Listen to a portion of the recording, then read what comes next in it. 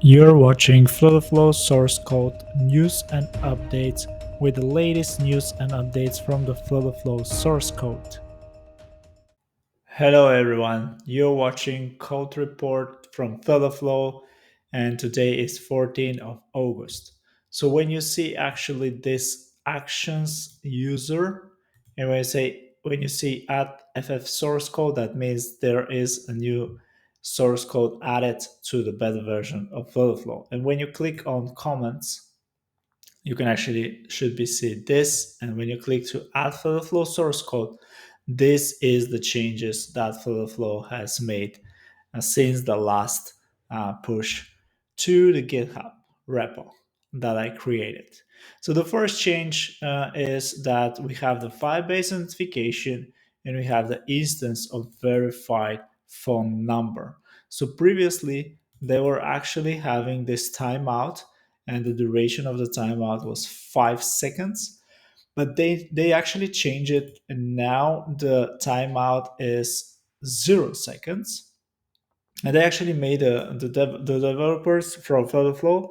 They actually comment that, and they said skips Android default auto verification. So that's probably means that there is an auto verification in Android, and it will actually skip it with this code. And then we go under, and when you have new changes in the upload file inside the Flow. And previously, when you upload a file, you have the bytes, and the bytes are actually coming from data bytes, and it's converted to uint8 list. But now they actually changed that a little bit. They are actually the Flow developers. They are using uint to convert the data to bytes. They are using uint8 list that from list data bytes cast int, and then they are converting that to list. It's a little bit more complicated, as you can probably see it from this thing. They converted it to this, but it's actually, I think this is the right way to do it. I mean, you can try it this way, but it seems that it was not working for Flow, so they are actually using it this way. So if you ever want to convert some data into bytes, you of course can try it this way, but yeah, probably this is the much better way of doing it. And there is actually a lot of learn from this code and from the source code of Flow.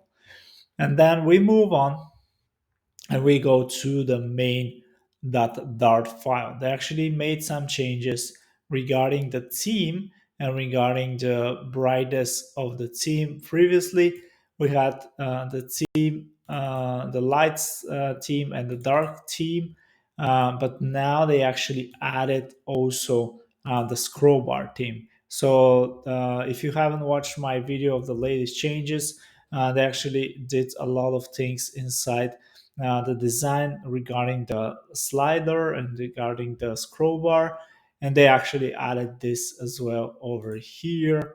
So you can actually use in the light mode and also in the dark mode in the future.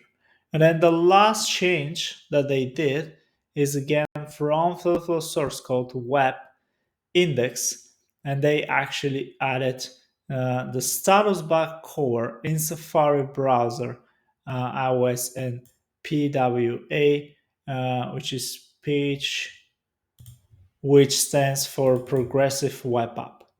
And they actually also have the light theme and the dark theme settings for it.